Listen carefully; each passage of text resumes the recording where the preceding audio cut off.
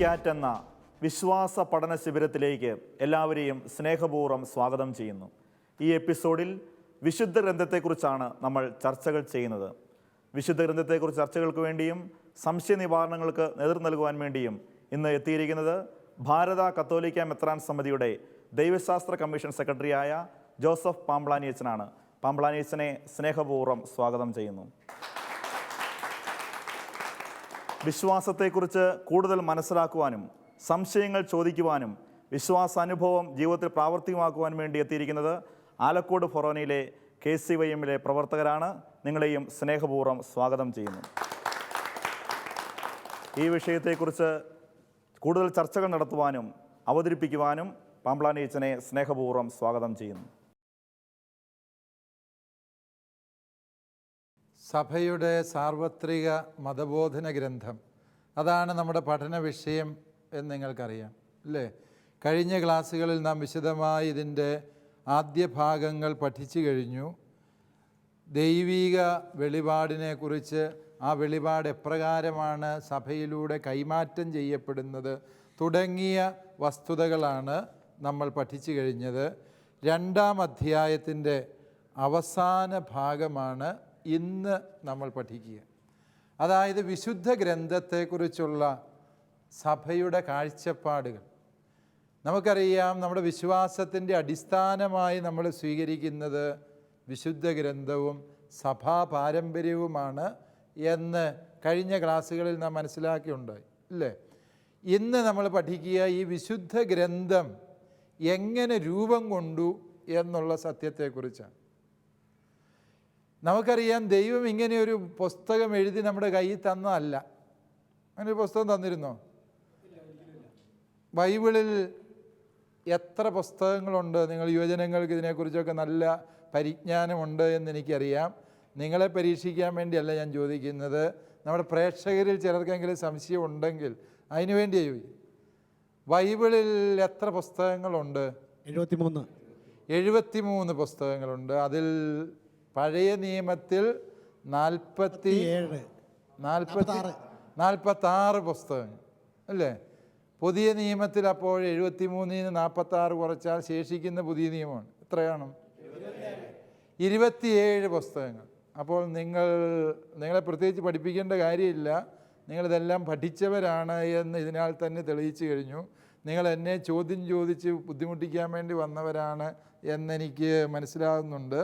എങ്കിലും ഈ മതബോധന ഗ്രന്ഥത്തിലെ അടിസ്ഥാനപരമായ ആശയങ്ങൾ ഈ അധ്യായത്തിലെ, പ്രത്യേകിച്ച് രണ്ടാം അധ്യായത്തിലെ 3-ാം ഉപവകുപ്പായിട്ട് കൊടുത്തിരിക്കുന്നതാണ് വിശുദ്ധ ഗ്രന്ഥത്തെക്കുറിച്ചുള്ള ഭാഗം. അതാണ് നമ്മൾ പഠനവിധേയമാക്കുക. നമുക്കറിയാം, ദൈവിക വെളിപാട് അതിൻ്റെ ശരിയായ അർത്ഥത്തിൽ കൈമാറ്റം ചെയ്യപ്പെടുന്നത് വിശുദ്ധ ബൈബിളിലൂടെയും സഭാ പാരമ്പര്യങ്ങളിലൂടെയുമാണ്. പാരമ്പര്യത്തെ പോലും ശരിയാണോ തെറ്റാണോ എന്ന് പരിശോധിച്ചറിയാനുള്ള മാനദണ്ഡം ഏതാണ്? ബൈബിളാണ് അല്ലേ? യെസ്, ഈ ബൈബിളിനെ സഭ അങ്ങേയറ്റം ആദരവോടെ കരുതുന്നു എന്നുള്ളതാണ് സത്യം. അതുകൊണ്ടാണ് പല പൗരസ്ത്യ സഭകളും പള്ളിക്കുള്ളിൽ പരിശുദ്ധ കുർബാന പ്രതിഷ്ഠിച്ചതിൻ്റെ ഒപ്പം പ്രാധാന്യത്തോടെ വിശുദ്ധ ബൈബിളും പ്രതിഷ്ഠിച്ചിരിക്കുന്നത് നിങ്ങൾ കണ്ടിട്ട് കാണും അല്ലേ? വിശിഷ്യ പൗരസ്ത്യ സഭകളിലെ പ്രധാന സ്ഥലം ബലിപീഠമാണ്. ബലിപീഠത്തിൻ്റെ ഒരു വശത്ത് ഭിത്തിയിൽ പരിശുദ്ധ കുർബാനയുള്ള സക്രാരിയും മറുവശത്ത് വിശുദ്ധ ബൈബിളും പ്രതിഷ്ഠിച്ചിരിക്കുന്നതാണ്. ഇതിനെ രണ്ടിനെയും തുല്യ ആദരവോടെ കരുതുന്നു എന്നാണ്. കാരണം രണ്ടിലൂടെയും നമുക്ക് ലഭിക്കുന്നത് ഒരേ വ്യക്തിയെ തന്നെയാണ്. ആരെയാ? ഈശോയെയാണ് ലഭിക്കുന്നത്. പരിശുദ്ധ കുർബാന സ്വീകരിക്കുന്ന ഒരു വ്യക്തിക്ക് ഈശോയെ ലഭിക്കുന്നു. അതുപോലെ തന്നെ വിശുദ്ധ ബൈബിൾ വായിക്കുന്ന ഒരു വ്യക്തിക്ക് ഈശോയെ ലഭിക്കുന്നു. അതായത് എഴുതപ്പെട്ട വചനങ്ങൾ കടലാസയിൽ അച്ചടിച്ച നിർജീവമായ കുറേ പദങ്ങളും വാക്യങ്ങളുമല്ല, മറിച്ച് അത് ജീവനുള്ള ദൈവത്തിൻ്റെ പുത്രനായ ഈശോ മിശിഹ എന്ന വ്യക്തിയാണ് എന്നുള്ളതാണ് ദൈവവചനത്തെക്കുറിച്ചുള്ള സഭയുടെ അടിസ്ഥാനപരമായ കാഴ്ചപ്പാട്. ഈശോ ഇപ്രകാരം വന്ന് സുവിശേഷം പ്രസംഗിച്ചു. അങ്ങനെ പ്രസംഗിച്ച സുവിശേഷം ശിഷ്യന്മാർ കേട്ടു. ശിഷ്യന്മാർ കേട്ട കാര്യങ്ങൾ ശിഷ്യന്മാർ പ്രസംഗിക്കുകയും എഴുതുകയും ചെയ്തു. അവരെഴുതിയ കാര്യങ്ങളാണ് പുതിയ നിയമമായി രൂപം കൊള്ളുന്നത്. പഴയ നിയമത്തിലെയും പുതിയ നിയമത്തിലെയും ഗ്രന്ഥങ്ങൾ എപ്രകാരമാണ് രചിക്കപ്പെട്ടത്, അതിൻ്റെ ആധികാരികത എന്ത്, ഇതേക്കുറിച്ച് ചിന്തിക്കുമ്പോൾ പഴയ നിയമം എഴുതപ്പെടുന്നത് നിങ്ങൾക്കറിയാം 19-ാം നൂറ്റാണ്ടിൽ, BC 19-ാം നൂറ്റാണ്ടിൽ അബ്രാഹത്തെ ദൈവം വിളിക്കുന്നത് മുതലുള്ള സംഭവങ്ങളാണ് പഴയ നിയമത്തിലുള്ളത്. പക്ഷേ ഈ പഴയ നിയമത്തിലെ അബ്രാഹത്തിൻ്റെ വിളി രേഖപ്പെടുത്തപ്പെട്ട വചനങ്ങൾ, പ്രത്യേകിച്ച് ഉൽപ്പത്തി ഗ്രന്ഥം, അതിൻ്റെ ആരംഭകാല രൂപങ്ങൾ, ഇപ്പം നിലവിലുള്ള ഉൽപ്പത്തി ഗ്രന്ഥം ഒരുപക്ഷെ BC 5-ാം നൂറ്റാണ്ടിലൊക്കെ രൂപം കൊണ്ടതാകാം. അതിന് മുൻപ് കാലത്ത് ഉൽപ്പത്തി ഗ്രന്ഥം വിവിധ സ്ഥലങ്ങളിൽ എഴുതപ്പെട്ട രേഖകൾ ക്രോഡീകരിച്ച് രൂപീകരിച്ചതാണ്. അപ്രകാരമുള്ള രേഖകൾ എഴുതപ്പെട്ടത് പോലും BC 10-ാം നൂറ്റാണ്ടിലൊക്കെയാണ്. അതായത് ഒരു സംഭവം നടന്ന് 900 കൊല്ലക്കാലം അത് വാചിക പാരമ്പര്യത്തിലൂടെ കൈമാറിയിട്ടാണ് അത് ലിഖിത രൂപത്തിലായത്. ലിഖിത രൂപത്തിൽ പല സ്ഥലങ്ങളിൽ എഴുതപ്പെട്ട വിവിധ രേഖകൾ ക്രോഡീകരിച്ച് പിൽക്കാലത്തെ എഴുത്തുകാരാണ് ഇതിന് ഇന്ന് നമ്മൾ കാണുന്ന വിശുദ്ധ ബൈബിളിലെ ഗ്രന്ഥത്തിൻ്റെ രൂപം നൽകിയത് എന്നുകൂടി നമ്മൾ തിരിച്ചറിയണം. അതായത് ഒരാൾ ഒരു സമയത്ത് ഒരു മുറിയിലിരുന്ന് കഥകടച്ചിട്ടിരുന്ന് എഴുതിയതല്ല. അയാൾ കഥ എഴുതുകയാണ് എന്ന് പറഞ്ഞതുപോലെ അയാൾ ബൈബിൾ എഴുതുകയാണ് എന്ന് പറഞ്ഞ ഒരാളിരുന്ന് എഴുതിയതല്ല ഈ ബൈബിൾ. ബൈബിളിന് കൈകാര്യം ചെയ്യുന്ന ചരിത്രം എന്ന് പറയുന്നത് BC 19-ാം നൂറ്റാണ്ടിലെ അബ്രാഹത്തിൻ്റെ വിളി മുതൽ ഈശോ മിശിഹായുടെ ജനനവും സഭയുടെ തുടക്കവും വരെയുള്ള 1-ാം നൂറ്റാണ്ടിൻ്റെ അവസാനം വരെയുള്ള ചരിത്രം, ഒരു 2000 കൊല്ലത്തിൻ്റെ ചരിത്രമാണ് ബൈബിൾ കൈകാര്യം ചെയ്യുന്നത്. അതുപോലെ തന്നെ ഈ ബൈബിളിൽ നിങ്ങൾ ആലോചിക്കുക, ബൈബിളിലെ ലിഖിത ചരിത്രം, ആദ്യത്തെ വരികൾ എഴുതപ്പെട്ടത് മുതലുള്ള ചരിത്രം നോക്കിയാൽ BC 10-ാം നൂറ്റാണ്ട് മുതൽ AD 1-ാം നൂറ്റാണ്ടിൻ്റെ അവസാനം വരെ, അതായത് 1100 മുതൽ 1200 വർഷം കൊണ്ടാണ് ഈ ഗ്രന്ഥം എഴുതപ്പെട്ടത്. ഇത് ഒരാൾ എഴുതിയതല്ല, പിന്നെയോ അനേകായിരം ആളുകൾ ഇതിൻ്റെ രചനയ്ക്ക് പിന്നിലുണ്ട്. ഒരാൾ എഴുതിയതിനെ മറ്റേയാൾ നവീകരിച്ചിട്ടുണ്ട്. പലരെഴുതിയതിനെ ഒരു എഡിറ്റർ ചേർന്ന് ഇരുന്ന് കാര്യങ്ങൾ ക്രോഡീകരിച്ച് നിയത രൂപത്തിലാക്കിയിട്ടുണ്ട്. അപ്പോൾ ഈ വിശുദ്ധ ഗ്രന്ഥത്തിൻ്റെ രൂപീകരണം എന്ന് പറയുന്നത് വളരെ ദീർഘമേറിയൊരു പ്രക്രിയയാണ്. അതുപോലെ തന്നെ ഇത് നൂറ്റാണ്ടുകളിലൂടെ വന്നു എന്നതുപോലെ തന്നെ അനേകം വ്യക്തികളുടെ സംഭാവനയാണ്. അതുകൊണ്ടാണ് വിശുദ്ധ ബൈബിളിനെ നമ്മൾ വ്യാഖ്യാനിക്കുമ്പോൾ വളരെയേറെ ശ്രദ്ധിക്കണം എന്ന് പറയും. കാരണം 100 കൊല്ലം മുമ്പ് ഉപയോഗിച്ച മലയാള ഭാഷയിലെ പല വാക്കുകളും കേട്ടാൽ ഇന്ന് നമുക്ക് തിരിയല്ല, ഇല്ലേ? പണ്ടത്തെ പത്രങ്ങളിലൊക്കെ നിങ്ങൾ കണ്ടിട്ടുണ്ട്, 90 കൊല്ലം മുമ്പത്തെ 110 കൊല്ലം മുമ്പത്തെ വാർത്ത എന്ന് പറഞ്ഞ് ഓരോ പത്രങ്ങളും വാർത്ത കൊടുക്കുമ്പോൾ അത് വായിച്ചാൽ നമുക്കൊരു ചുക്കും തിരിയല്ല. ഇതേത് ഭാഷയാ? അക്ഷരം മലയാളമായിരിക്കാം, പക്ഷേ ഭാഷ വ്യത്യസ്തമാണ്, ഇല്ലേ? ഒരു 25 കൊല്ലം മുമ്പുള്ള ആളുകളോട് അടിപൊളി എന്ന് പറഞ്ഞാൽ അവർക്ക് മനസ്സിലായില്ല. അത് എന്നാണ്, ഏത് അടിയാണ് പൊളിഞ്ഞത് എന്ന് ചോദിക്കുമായിരുന്നു. ഇന്ന് നിങ്ങൾ യുവജനങ്ങൾക്കറിയാം, അത് വളരെ സർവ്വസാധാരണമായൊരു ഭാഷയായി മാറി, അല്ലേ? ഭാഷ തന്നെ അങ്ങനെ നവീകരിക്കപ്പെടുന്നുണ്ട്. അതുകൊണ്ട് തന്നെ ഈ വചനം വ്യാഖ്യാനിക്കുക വളരെയേറെ ശ്രമകരമായൊരു വിഷയമാണ്. ഈ വചനം വ്യാഖ്യാനിക്കുന്നതിൽ നമുക്ക് വേണ്ട 3 തത്വങ്ങളെക്കുറിച്ചാണ് ഈ വിശുദ്ധ ഗ്രന്ഥത്തെക്കുറിച്ചുള്ള പാഠഭാഗം നമ്മെ പഠിപ്പിക്കുന്നത്. അതിൽ ഒന്നാമത്തെ തത്വം ബൈബിൾ ദൈവനിവേശിതമാണ് എന്ന്. ബൈബിൾ ദൈവനിവേശിതമാണ്. ഞാൻ പറഞ്ഞത് പല നൂറ്റാണ്ടുകളിലായിട്ട് എഴുതപ്പെട്ടിട്ടും ഇതൊരേ രക്ഷാചരിത്രം തന്നെ പറയുന്നതിൻ്റെ കാരണം ഈ വിശുദ്ധ ഗ്രന്ഥത്തിൻ്റെ യഥാർത്ഥ രചയിതാവ് ആരാണ്?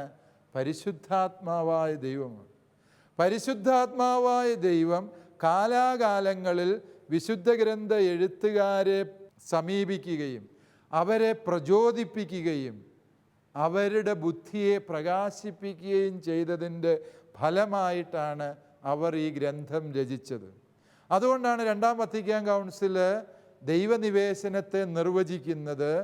രണ്ടാം വത്തിക്കാൻ കൗൺസിൽ ഈ ആശയം എടുക്കുന്നത് ദിവിനോ അഫ്ലാന്തെ സ്പിരിത്തു എന്നുള്ള 12-ാം പിയൂസ് മാർപ്പാപ്പായുടെയും ലയോ 13-ാമൻ മാർപ്പാപ്പായുടെ പ്രൊവിദന്തീസിമുസ് ദേവൂസ് ഈ 2 ചാക്രിക ലേഖനങ്ങളിൽ നിന്നാണ് ഈ ആശയം എടുത്തിരിക്കുക. എന്താണ് ദൈവനിവേശനം? ദൈവനിവേശനം എന്ന് പറഞ്ഞാൽ എന്തല്ല എന്ന് നിങ്ങൾ മനസ്സിലാക്കണം. അതായത് ബൈബിൾ മനുഷ്യ വ്യക്തികളിലൂടെ പരിശുദ്ധാത്മാവ് എഴുതി എന്ന് പറയുന്നതിനെയാണ് എന്തെന്ന് വിളിക്കുക?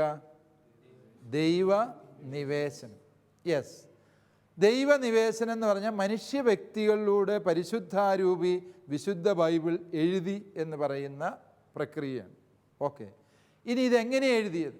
ചിലർ പറയും ഇവരിങ്ങനെ ഇങ്ങനെ സ്വപ്നത്തിൽ ലയിച്ചിരിക്കുകയായിരുന്നു, പരിശുദ്ധാരൂപി ഇവരുടെ കയ്യെ പിടിച്ച് ഇങ്ങനെ എഴുതിച്ചുകൊണ്ടിരിക്കുക. അങ്ങനെയല്ല.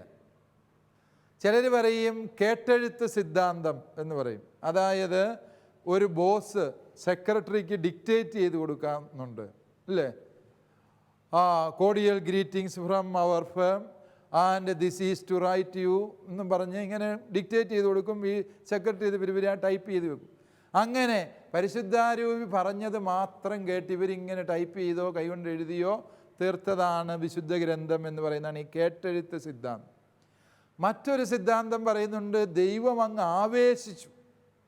പിശാച് ബാധയുള്ളവർ വേറെ ശബ്ദത്തിൽ സംസാരിക്കുന്നു എന്ന് പറഞ്ഞോളൂ, പിന്നെ അയാളുടെ ബോധമില്ല, അയാൾക്ക് പിശാചിൻ്റെ ആവേശത്തിൻ്റെ ഫലമായുള്ള അവബോധമേ ഉള്ളൂ. എന്നതുപോലെ ദൈവ ആവേശ സിദ്ധാന്തം, ഡിവൈൻ പൊസഷൻ തിയറി എന്ന് പറഞ്ഞൊരു തിയറി ഉണ്ട്. ഇതൊക്കെ സഭാപിതാക്കന്മാരുടെ കാലത്തുള്ളതാണ്. ദൈവം അങ്ങ് ആവേശിച്ചു ആ മനുഷ്യനിൽ. അതുകൊണ്ട് ആ വ്യക്തി പിന്നെ എഴുതുന്നതല്ല എന്തായി തീർന്നു? ദൈവീക വചനം. രണ്ടാം വത്തിക്കാൻ കൗൺസിൽ പറഞ്ഞ് ഇങ്ങനെയൊന്നും അല്ല ദൈവനിവേശനം. ദൈവനിവേശനം എന്ന് പറയുമ്പോൾ ദൈവം തിരഞ്ഞെടുത്ത എഴുത്തുകാർ അവരുടേതായ ബുദ്ധിയും അവരുടെ ഭാഷയും അവരുടെ ശൈലികളും അവരുടെ മാനുഷികമായ എല്ലാ അറിവുകളും ക്രിയാത്മകമായി ഉപയോഗിച്ചുകൊണ്ട് തന്നെയാണ് അവർ വിശുദ്ധ ഗ്രന്ഥ രചന നടത്തുന്നത്. പക്ഷേ പരിശുദ്ധാരൂപി അവരെ പ്രചോദിപ്പിച്ചത് ദൈവീക രഹസ്യങ്ങളെക്കുറിച്ച് എഴുതുമ്പോൾ അവർക്ക് തെറ്റ് പറ്റാതിരിക്കത്തക്ക വിധം പരിശുദ്ധാരൂപി അവരെ നയിച്ചു എന്നും പരിശുദ്ധാരൂപി ആഗ്രഹിച്ചവ മാത്രമേ വിശുദ്ധ ഗ്രന്ഥത്തിൻ്റെ ഭാഗമായി അവർ രേഖപ്പെടുത്തിയിട്ടുള്ളൂ എന്നതുമാണ് ദൈവനിവേശനം എന്നതുകൊണ്ട് അർത്ഥമാക്കുക. ദൈവനിവേശനത്തിൽ അപ്പോൾ 4 കാര്യങ്ങളുണ്ട്. ഏതൊക്കെയാണ്? പരിശുദ്ധാരൂപി നയിക്കുന്നു, മാനുഷിക വ്യക്തികളുടെ കഴിവുകളെല്ലാം ഉപയോഗിക്കുന്നു, തെറ്റ് പറ്റാത്ത വരം പരിശുദ്ധാരൂപിയുടെ പ്രവർത്തന ഫലമായി ഈ എഴുത്തുകാർക്ക് ലഭിക്കുന്നു. 4-മതായി ഇവർ എഴുതിയ കാര്യങ്ങൾ അത്രയും വിശുദ്ധ ഗ്രന്ഥത്തിൻ്റെ ഭാഗമാകണമെന്ന് പരിശുദ്ധാത്മാവ് ആഗ്രഹിച്ച കാര്യങ്ങളാണ്. അല്ലെങ്കിൽ വിശുദ്ധ ഗ്രന്ഥ ഭാഗമാകണമെന്ന് പരിശുദ്ധാത്മാവ് ആഗ്രഹിച്ച കാര്യങ്ങൾ മാത്രമേ ഈ എഴുത്തുകാർ എഴുതിയിട്ടുള്ളൂ. ഇതാണ് ദൈവനിവേശനം എന്ന് പറയും. പ്രത്യേകിച്ച് നമുക്ക് ഇന്നത്തെ കാലത്തെ രീതിയിൽ ഇത് മനസ്സിലാക്കാൻ വളരെ ബുദ്ധിമുട്ടുള്ളതാണ്. ഒരു എഴുത്തുകാരൻ്റെ രചനയിൽ അയാളുടെ അവകാശത്തെക്കുറിച്ചും അതുപോലെ തന്നെ എഴുത്തുകാരൻ്റെ മരണം എന്നൊക്കെ പറഞ്ഞ സങ്കല്പം, ഡെത്ത് ഓഫ് ദി ഓതർ എന്നൊക്കെ പറയുന്ന പുതിയ പുതിയ സാഹിത്യ വിശകലന സങ്കേതങ്ങളൊക്കെ വെച്ച് നോക്കുമ്പോൾ ഈ ദൈവനിവേശന സിദ്ധാന്തം മനസ്സിലാക്കാൻ ബുദ്ധിമുട്ടുള്ളത്. പക്ഷെ അതേക്കുറിച്ച് നിങ്ങൾക്ക് വിശദാംശങ്ങൾ ചോദിക്കാം. 2-മത്തെ ആശയം ബൈബിളിന് ഒരു കാനൻ ഉണ്ട് എന്ന്. കുറേ പുസ്തകങ്ങൾ അങ്ങ് എഴുതി വയ്ക്കുകയല്ല ബൈബിളിൽ എഴുതി വച്ചിരിക്കുന്ന എന്താണ്? ഈ 46 പുസ്തകം പഴയ നിയമത്തിൽ, 27 പുസ്തകം പുതിയ നിയമത്തിൽ, അവ മാത്രമേ ദൈവനിവേശനമായിട്ടുള്ളൂ. അതിനകത്തൊന്ന് കൂടുകയോ ഇല്ല, കുറയുകയോ ഇല്ല. അതിനെയാണ് എന്തെന്ന് പറയുക? കാനൻ. കാനൻ എന്ന ഗ്രീക്ക് പദത്തിന് അളവുകോല് എന്നാണ് അർത്ഥം. എന്തുകൊണ്ടാണ് അതിനെ അളവുകോൽ എന്ന് പറയുക? ഔദ്യോഗികമായി ദൈവനിവേശനമായി രചിക്കപ്പെട്ട ഗ്രന്ഥങ്ങളാണ് എന്ന് സഭ പ്രഖ്യാപിച്ചിട്ടുള്ള പുസ്തകങ്ങളുടെ പട്ടികയെയാണ് എന്തെന്ന് പറയുക? കാനൻ എന്ന് പറയുക. കാനൻ. കാനൻ എന്ന കാനൻ നിയമം എന്നൊക്കെ നിങ്ങൾ കേട്ടിട്ടുണ്ട് അല്ലേ?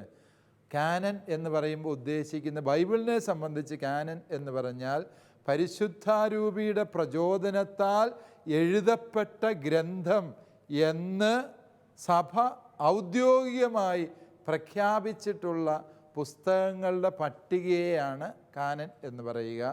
ഇതിൽ 46 പഴയ നിയമഗ്രന്ഥങ്ങളുണ്ട്, 27 പുതിയ നിയമ ഗ്രന്ഥങ്ങളുണ്ട്. ഓക്കെ. മൂന്നാമതായിട്ട് നമ്മൾ മനസ്സിലാക്കേണ്ട സത്യം, ഈ ബൈബിൾ ദൈവം ഭരമേൽപ്പിച്ചത് സഭയെയാണ്. ഈശോ ബൈബിൾ എഴുതി കൊടുക്കുകയല്ല ചെയ്തത്. താൻ ചെയ്തവ ചെയ്യാനും താൻ പറഞ്ഞവ ലോകത്തിൻ്റെ അതിരുകളോളം അവസാനത്തോളം എത്തിക്കാനുമായി അവിടുന്ന് 12 അപ്പസ്തോലന്മാരാകുന്ന അടിത്തറമേൽ തിരുസഭയെ സ്ഥാപിക്കുകയാണ് ചെയ്തത്. അതുകൊണ്ട് ഈ ബൈബിൾ സഭയ്ക്ക് ദൈവം നൽകിയതാണ്. അതുകൊണ്ടാണ് വിശുദ്ധ ആഗസ്തീനോസ് പുണ്യവാളൻ പറഞ്ഞത്, എൻ്റെ സഭ എന്നോട് ഇതാണ് ബൈബിള് എന്ന് പറഞ്ഞതുകൊണ്ടാണ് ഞാനിത് ബൈബിളായി സ്വീകരിക്കുന്നത്. മനസ്സിലായി? നമ്മൾ എത്രയോ പുസ്തകങ്ങൾ കാണുന്നു. ബൈബിളിലെ കഥകളെക്കാളും നല്ല കഥ എഴുതിയ പുസ്തകങ്ങൾ നിങ്ങൾ വായിച്ചിട്ടുണ്ടോ? ഇല്ലേ? പക്ഷേ എന്തുകൊണ്ടാണ് ഈ ഗ്രന്ഥത്തെ മാത്രം നമ്മൾ വിശുദ്ധ ഗ്രന്ഥം എന്ന് വിളിക്കുക? ആഗസ്തീനോസ് പുണ്യാളനാണ് അതിൻ്റെ ഉത്തരം പറഞ്ഞത്. എൻ്റെ സഭ, എൻ്റെ അമ്മയായ സഭ എന്നോട് പറഞ്ഞു ഇത് ദൈവവചനമാണ് എന്ന്. സഭ പറഞ്ഞു എന്നതാണ് ഈ വിശുദ്ധ ഗ്രന്ഥത്തിൻ്റെ ആധികാരികതയ്ക്ക് അടിസ്ഥാനമായി നിൽക്കുന്നത് എന്ന് നമ്മൾ തിരിച്ചറിയുക. അതുകൊണ്ട് സഭ നിർദ്ദേശിക്കുന്ന രീതിയിൽ വിശുദ്ധ ബൈബിളിനെ വ്യാഖ്യാനിക്കണം, മനസ്സിലാക്കണം എന്നുകൂടി നമ്മൾ തിരിച്ചറിയുക. അപ്പോൾ എന്താണ് ബൈബിളെന്ന് നാം മനസ്സിലാക്കി. ബൈബിളിൻ്റെ ദൈവനിവേശിതമായ രചനയെക്കുറിച്ച് മനസ്സിലാക്കി. ബൈബിളിൻ്റെ കാനോൻ എന്ന് പറഞ്ഞാൽ എന്താണ് അർത്ഥമാക്കുന്നത് എന്ന് നമ്മൾ തിരിച്ചറിഞ്ഞു. അവസാനമായി ബൈബിൾ സഭയുടെ സമ്പത്താണ് എന്ന് മനസ്സിലാക്കി. ഇല്ലേ? ഇതുമായി ബന്ധപ്പെട്ട് തീർച്ചയായും നിങ്ങൾക്ക് പല ചോദ്യങ്ങളും ചോദിക്കാനുണ്ട് എന്നെനിക്കറിയാം. നിങ്ങളെല്ലാം വളരെ ജ്ഞാനികളായ യുവാക്കളാണ് എന്ന് നിങ്ങളുടെ ഇരിപ്പ് കണ്ടാൽ തന്നെ അറിയാം. കഴിഞ്ഞ ക്ലാസ്സുകളിലെ നിങ്ങളുടെ ചോദ്യങ്ങൾ തന്നെ അത് വളരെ സ്പഷ്ടമാക്കുകയുണ്ടായി. അപ്രകാരം വളരെ ഊർജ്ജസ്വലമായ ചോദ്യങ്ങളിലൂടെ പ്രേക്ഷകരുടെ മനസ്സിൽ ഉയരാനിടയുള്ള ചോദ്യങ്ങൾ നിങ്ങളുടെ നാവുകളിലൂടെ വരട്ടെ എന്ന പ്രാർത്ഥനാശംസയോടെ ഞാൻ ഈ അവതരണം അവസാനിപ്പിക്കുകയാണ്. തുടർന്നുള്ള സമയം നിങ്ങൾക്ക് വേണ്ടിയുള്ളതാണ്. നിങ്ങൾക്കത് വേണ്ട രീതിയിൽ പ്രയോജനപ്പെടുത്താം.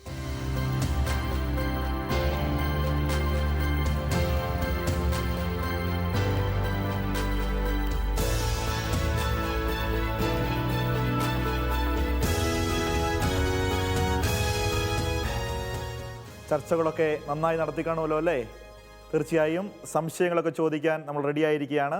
സംശയങ്ങൾക്ക് ഉത്തരം നൽകുവാൻ വേണ്ടി ബഹുമാനപ്പെട്ട ജോസഫ് പാംബ്ലാനേച്ചനെ സ്നേഹപൂർവ്വം സ്വാഗതം ചെയ്യുന്നു. വിശുദ്ധ ഗ്രന്ഥത്തെക്കുറിച്ച് ആധികാരികമായി അച്ഛൻ നമുക്ക് പഠിപ്പിച്ചു തന്നു. തീർച്ചയായിട്ടും നമുക്ക് സംശയങ്ങളുണ്ട്. ആദ്യത്തെ സംശയങ്ങൾ ചോദിക്കുന്നത് ആരാണ്? ഷോബിനാണ്. ഷോബിൻ ചോദിക്കാം. അച്ഛാ, ഈ ബൈബിളിൽ ലിഖിതമായിട്ട് എഴുതിയ ഒരു പുസ്തകമാണെന്നാണ് അച്ഛനിപ്പം പറഞ്ഞത്. പക്ഷേ അത് വെച്ച് നോക്കിക്കഴിഞ്ഞ് കഴിഞ്ഞാൽ സഭയുടെ കത്തോലിക്ക സഭയുടെ അടിസ്ഥാന ഗ്രന്ഥവും ബൈബിൾ തന്നെയാണ്. പക്ഷേ ഈ യാക്കോബൈറ്റ് പോലത്തെ പ്രൊട്ടസ്റ്റന്റ് വിഭാഗത്തെ പോലെ ആൾക്കാർ ഈ സെയിം ബൈബിൾ തന്നെ വേറെ രീതിയിലേക്ക് എഴുതപ്പെട്ടതായിട്ട് കാണുന്നു. അപ്പം അങ്ങനെ അവൻ ലിഖിതമായി എഴുതി വന്ന ഗ്രന്ഥമാണെങ്കിൽ അതിനെ ആരാണ് മാറ്റി എഴുതിയത്? യെസ്, അതൊരു പ്രധാനപ്പെട്ട ചോദ്യമാണ്. ബൈബിളിനെ കുറിച്ചുള്ള പഠനത്തിൽ ബൈബിളിൻ്റെ കാനൻ ആരാണ് മാറ്റിയത്? പലരും ഉന്നയിക്കുന്ന ആരോപണം കത്തോലിക്ക സഭ ബൈബിളിൽ പുസ്തകങ്ങൾ കൂട്ടിച്ചേർത്തു എന്ന്. പക്ഷെ ചരിത്രം ശരിക്കും പഠിച്ചാൽ നിങ്ങൾക്ക് മനസ്സിലാകും, ലൂതറാണ് പുസ്തകങ്ങളെ ഒഴിവാക്കിയത്. ഇതിൻ്റെ അടിസ്ഥാന പ്രശ്നം പ്രേക്ഷകരുടെയും കൂടി അറിവിലേക്കായിട്ട് ഇവിടെ ശോഭിൻ ചോദിച്ച ചോദ്യം ഇതാണ്: കത്തോലിക്കരുടെ ബൈബിളിൽ ഉള്ളതുപോലെ ഉള്ളതല്ല പ്രൊട്ടസ്റ്റൻ്റ് ബൈബിളിലെ പുസ്തകങ്ങൾ. ചില പുസ്തകങ്ങൾ കാണുന്നില്ല, ചില വാചകങ്ങൾ കാണുന്നില്ല, അല്ലെങ്കിൽ ചില അധ്യായങ്ങളിൽ മാറ്റം സംഭവിച്ചിരിക്കുന്നു. ഇതൊക്കെ എന്തുകൊണ്ടാണ് ഇത്തരം മാറ്റങ്ങൾ? ഒന്നാമത്തെ വിഷയം എന്ന് പറയുന്ന പുസ്തകങ്ങളുടെ എണ്ണം. കത്തോലിക്ക ബൈബിളിൽ 73 പുസ്തകങ്ങളുള്ളപ്പോൾ പ്രൊട്ടസ്റ്റൻ്റ് ബൈബിളിൽ 66 പുസ്തകങ്ങളേ ഉള്ളൂ. 7 പുസ്തകങ്ങൾ അവർ ഒഴിവാക്കി. അവരുടെ പഴയ നിയമത്തിൽ 39 പുസ്തകമേ ഉള്ളൂ. ഇത് പറയുമ്പോൾ ലൂതറിൻ്റെ ആദ്യത്തെ ബൈബിൾ എന്ന് പറയുന്നത് രൂപം കൊള്ളുന്നത് 17-ാം നൂറ്റാണ്ടിലാണെന്ന് വിചാരിക്കും. 16-ാം നൂറ്റാണ്ടിൻ്റെ 2ാം പകുതിയിലാണ് ഈ ബൈബിൾ, 17-ാം നൂറ്റാണ്ടിലാണ് അത് പ്രചാരത്തിലെത്തുന്നത്. ഈ ബൈബിൾ രൂപം കൊള്ളുന്നതിന് മുൻപ് ലൂതർ ജർമ്മൻ ഭാഷയിൽ എഴുതിയ ഈ ബൈബിൾ രൂപം കൊള്ളുന്നതിന് മുമ്പ് ബൈബിളിൻ്റെ 607 വിവർത്തനങ്ങളോ കോപ്പികളോ നിലവിലുണ്ടായിരുന്നു. അത് ആ 607 ബൈബിളുകളിലും വാസ്തവത്തിൽ ഏത് പുസ്തകങ്ങളാണ് ഉണ്ടായിരുന്നത് എന്ന് പരിശോധിച്ച് ആരാ മാറ്റിയെന്ന് മനസ്സിലാവും, ഇല്ലേ? ലൂതറിൻ്റെ 1651 ജർമ്മൻ വിവർത്തനം രംഗത്ത് വന്നപ്പോൾ ഇതുവരെയും ഉണ്ടായിരുന്ന, അതായത് 16 നൂറ്റാണ്ടുകളായി ബൈബിളിൽ ഉണ്ടായിരുന്ന 7 പുസ്തകങ്ങളെ പുള്ളി തള്ളിക്കളഞ്ഞു. ആ തള്ളിക്കളഞ്ഞ പുസ്തകങ്ങൾ ആണ് ഈ ബൈബിളിൻ വ്യത്യാസത്തിന് കാരണമായത്. പക്ഷെ ഓർക്കുക, 1-ാം നൂറ്റാണ്ട് മുതൽ 16-ാം നൂറ്റാണ്ട് വരെയും ക്രൈസ്തവ സമൂഹം ഉപയോഗിച്ചിരുന്ന ബൈബിളിൽ, അത് ഒറ്റ ബൈബിളല്ല, 607ഓളം ബൈബിളുകളുണ്ട്. ഗ്രീക്കിൽ, ഹീബ്രുവിൽ, അതുപോലെ തന്നെ ലത്തീൻ ഭാഷയിൽ ഒക്കെ ആയിട്ട് നിലവിലുണ്ടായിരുന്ന ലത്തീനിൽ തന്നെ അനേകം വിവർത്തനങ്ങളുണ്ട്. അവയെല്ലാം കൂടി ചേർത്താൽ 607 ബൈബിൾ വിവർത്തനങ്ങളോ ബൈബിളിൻ്റെ രൂപങ്ങളോ ഉണ്ട്. ആ ബൈബിളുകളിൽ 46 പഴയ നിയമഗ്രന്ഥം ഉണ്ടായിരുന്നു. എങ്കിൽ ബൈബിളിൽ മാറ്റം വരുത്തിയത് ആരായിരിക്കും? കത്തോലിക്കാ സഭ ബൈബിളിൽ മാറ്റം വരുത്തി എന്ന് പറയുന്നത് ശരിയാണോ? അല്ല, അത് മാറ്റിയത് മാർട്ടിൻ ലൂതർ എന്ന ജർമ്മൻകാരനായ അഗസ്റ്റീനിയൻ സന്യാസിയാണ്. സഭയോടുള്ള എതിർപ്പ് കൊണ്ട് മാർട്ടിൻ ലൂതറുടെ വിശ്വാസങ്ങളെ പ്രോത്സാഹിപ്പിക്കാത്ത എല്ലാ ഗ്രന്ഥങ്ങളും ദൈവനിവേശിത അല്ല എന്ന് പറഞ്ഞ് അദ്ദേഹം വെട്ടിക്കളഞ്ഞതാണ് ഈ പുസ്തകങ്ങൾ. ബൈബിളിലെ മാറ്റത്തിന് കാരണവും അതുതന്നെയാണ്. കത്തോലിക്കാ സഭ മാറ്റി എന്ന് പറയുന്നവർ ബൈബിളിൻ്റെ രൂപീകരണ ചരിത്രം പഠിക്കുക. അപ്പോൾ മനസ്സിലാകും മാറ്റിയത് സഭയല്ല, നിലവിലുണ്ടായിരുന്ന ബൈബിളിൽ നിന്ന് പുസ്തകങ്ങൾ കളഞ്ഞത് പ്രൊട്ടസ്റ്റൻ്റ് സഭകളാണ് എന്ന് വ്യക്തമാണ്. അപ്പോൾ ശോഭിൻ ചോദിച്ച ചോദ്യത്തോടൊപ്പം തന്നെ വിശുദ്ധ ഗ്രന്ഥത്തെ ജനകീയമായി അവതരിപ്പിച്ചത് മാർട്ടിൻ ലൂതറാണ് എന്നുള്ള ആരോപണം നമ്മൾ ഇടയ്ക്ക് കേൾക്കാറുണ്ട്. തീർച്ചയായിട്ടും വിശുദ്ധ ഗ്രന്ഥത്തിൻ്റെ പഠനത്തിലും ചർച്ചയിലും അവരല്പം മുമ്പിട്ട് നിൽക്കുന്നു എന്നുള്ള ആരോപണവും യുവജനങ്ങളുടെ ഒരു വിഷയം തന്നെയാണ്. അച്ഛൻ്റെ അഭിപ്രായം എന്താണ് അതിനെക്കുറിച്ച്? ബൈബിളിനെ ജനകീയമാക്കിയതിൽ ലൂതറിൻ്റെ പങ്ക് ഞാൻ നിഷേധിക്കുകയില്ല. കാരണം അതുവരെയും ഹീബ്രു, ഗ്രീക്ക്, ലത്തീൻ ഭാഷകളിൽ മാത്രം ഒതുക്കപ്പെട്ടിരുന്നു. അല്ലെ, അങ്ങനെ ആ ഭാഷയിലെ ബൈബിൾ ഉള്ളൂ. അതിനെ ആദ്യമായി ഒരു പ്രാദേശിക ഭാഷ, ജർമ്മൻ ഭാഷയിലേക്ക് വിവർത്തനം ചെയ്ത് മനുഷ്യൻ്റെ സാധാ ഭാഷയിലേക്ക് ബൈബിളിനെ എത്തിച്ചത് ലൂതറാണ്. അതിനുശേഷമാണ് പിന്നീട് 1607 ഇംഗ്ലീഷിലെ ആദ്യത്തെ ബൈബിൾ വിവർത്തനം ചെയ്യപ്പെടുന്നത്. അതായത് ലത്തീൻ ഭാഷയ്ക്ക് വെളിയിൽ ബൈബിൾ വായിക്കാം എന്ന് സ്ഥാപിച്ചതിൽ ലൂതറിന് പങ്കുണ്ട്. ലൂതറിൻ്റെ ആ സംഭാവന നമ്മൾ അംഗീകരിക്കുമ്പോൾ തന്നെ ബൈബിളിലെ പുസ്തകങ്ങൾ ഒഴിവാക്കി എന്നുള്ള ആരോപണം ലൂതർ അർഹിക്കുന്നുണ്ട്. അത് പിൽക്കാലത്തെ പ്രൊട്ടസ്റ്റൻ്റ് സഭകൾ പലതും ആ തെറ്റ് മനസ്സിലാക്കി ഇന്നിറക്കുന്ന മിക്കവാറും എല്ലാ പ്രൊട്ടസ്റ്റൻ്റ് ബൈബിളുകളിലും പഴയ നിയമത്തിലെ അവസാന ഭാഗത്തെ ഈ ഒഴിവാക്കപ്പെട്ട 7 ഗ്രന്ഥങ്ങളോട് ചേർത്താണ് അവർ ഇറക്കുന്നത്. അത് ഏതൊക്കെ ഗ്രന്ഥങ്ങളെ ഒഴിവാക്കിയത് അതൊന്ന് പറയാമോ അച്ഛാ? ഒഴിവാക്കിയ ഗ്രന്ഥങ്ങളെ ഉത്തര കാനോനിക ഗ്രന്ഥങ്ങൾ എന്ന് പറയും. ഉത്തര കാനോനിക, പക്ഷേ ആ പദപ്രയോഗം തന്നെ തെറ്റാണ്. കാരണം എന്താണെന്ന് ചോദിച്ചു കഴിഞ്ഞാൽ, ഉത്തര കാനോനിക എന്ന് പറഞ്ഞാൽ കാനന് ശേഷം വന്നതെന്നോ രണ്ടാം തരം കാനൻ എന്നൊക്കെ അതിന് അർത്ഥം വരും. അതുകൊണ്ട് ആ പദം അങ്ങനെ പറയുന്നുണ്ടെങ്കിലും അതൊരു പ്രൊട്ടസ്റ്റൻ്റ് പദപ്രയോഗമാണ്. കത്തോലിക്കർ അങ്ങനെ പറയേണ്ട കാര്യമില്ല. ഡ്യൂട്രോ കാനോനിക്കൽ, ഉത്തര കാനോനികം എന്നൊന്നും പറയേണ്ട കാര്യമില്ല. നമ്മെ സംബന്ധിച്ചിടത്തോളം 46 പുസ്തകങ്ങളും ഒരുപോലെ കാനൻ്റെ ഭാഗമാണ് എന്ന് തിരിച്ചറിയുക. ഇതിലെ ഗ്രന്ഥങ്ങൾ: വിജ്ഞാന ഗ്രന്ഥം, ജ്ഞാനത്തിൻ്റെ പുസ്തകം, ഇപ്രകാരം സംശയാസ്പദമെന്ന് പറഞ്ഞ് ലൂതർ തള്ളിക്കളഞ്ഞ പുസ്തകമാണ്. തോബിത്തിൻ്റെ പുസ്തകം, എസ്തേറിൻ്റെ പുസ്തകം, യൂതിത്തിൻ്റെ പുസ്തകം, അതുപോലെ തന്നെ പ്രഭാഷക ഗ്രന്ഥം, സൂസന്നായുടെ കഥ, ദാനിയേലിൻ്റെ പുസ്തകത്തിലെ സൂസന്നായുടെ കഥ, ദാനിയേലിൻ്റെ പുസ്തകം മുഴുവൻ തള്ളിയില്ല, അതിൻ്റെ 13-ാം അധ്യായത്തിൽ രേഖപ്പെടുത്തിയിരിക്കുന്ന ആ കാര്യം തള്ളിക്കളഞ്ഞു. ഇങ്ങനെ വിവിധ പുസ്തകങ്ങളും വചനഭാഗങ്ങളുമാണ് ലൂതർ തള്ളിക്കളഞ്ഞത്. ഇപ്പോൾ തീർച്ചയായിട്ടും വചനത്തിൻ്റെ ആധികാരികത സഭയിൽ ഉൾക്കൊള്ളുന്നുവെന്ന് നമുക്ക് തീർച്ചയായിട്ടും ഉറപ്പിക്കാം. മാന്യ പ്രേക്ഷകർക്കും കത്തോലിക്ക സഭയുടെ മതബോധന ഗ്രന്ഥത്തെക്കുറിച്ചുള്ള സംശയങ്ങൾ ഞങ്ങളുമായി പങ്കുവയ്ക്കാവുന്നതാണ്. നിങ്ങളുടെ സംശയങ്ങൾ ഇമെയിലിലൂടെയും കത്തുകൾ മുഖേനയും അയക്കാവുന്നതാണ്. കത്തുകൾ അയക്കേണ്ട വിലാസം: To the producer, CCAT, Shalom Television, Peruvannamuzhi PO, Kozhikode. Pin code 673528. ഈ എപ്പിസോഡ് നമ്മൾ വൈൻഡപ്പ് ചെയ്യുകയാണ്. അടുത്ത എപ്പിസോഡിൽ ഇതേ വിഷയവുമായി കടന്നു വരുന്നവരെ പ്രാർത്ഥനാപൂർവ്വം നമുക്ക് കാത്തിരിക്കാം.